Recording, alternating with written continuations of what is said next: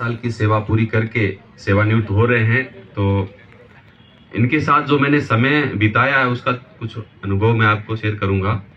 भंवर सिंह जी का हमारी कंपनी में वैसा ही रोल था जैसे मैडम एक बुजुर्ग माँ पिता का घर के परिवार के अंदर रोल होता है।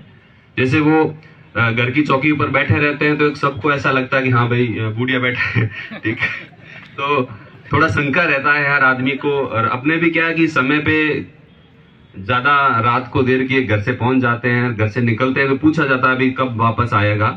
तो साहब का बिल्कुल वैसे ही रहा मेरे साथ, भी साहब बैठे हैं तो मुझे कोई चिंता नहीं थी, और अब साहब सेवानिवृत्त हो रहे हैं तो थोड़ा मुझे सोचना पड़ेगा हर चीज में। तो साहब के साथ मेरा अनुभव बहुत अच्छा रहा, और मैं परमात्मा से कामना करता हूं कि साहब हमेशा स्वस्थ रहे, खुश रहे और हमारे बीच आते जाते रहे। और दूसरा, जब तक साहब थे तो मुझे कंपनी को क्या हैंडल करने में ज्यादा समस्या नहीं थी, और साहब ने तो क्या कि मुझे 2.5 साल पहले ही कंपनी सुपुर्द कर दी थी कि भाई आप जाने और कंपनी जाने।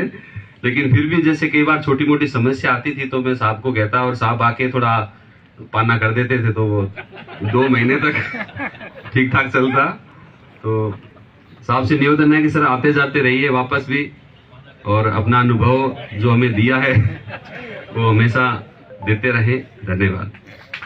और साथी जवानों, आज साहब की और खेमाराम जी की सेवानिवृत्ति विदाई पार्टी है, इनको पूरी बटालियन की तरफ से शुभकामनाएं।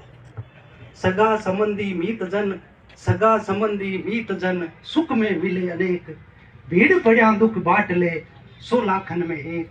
जैसा अभी सुंदरलाल जी ने बताया, साहब ऐसे थे, जब भी किसी के कोई भी संकट आता है या कोई भी परिस्थिति हुई, चाहे वो यहाँ की हो चाहे वो घर की हो, हर चीज में वो जवानों का सपोर्ट करते हैं और मार्गदर्शन करते हैं।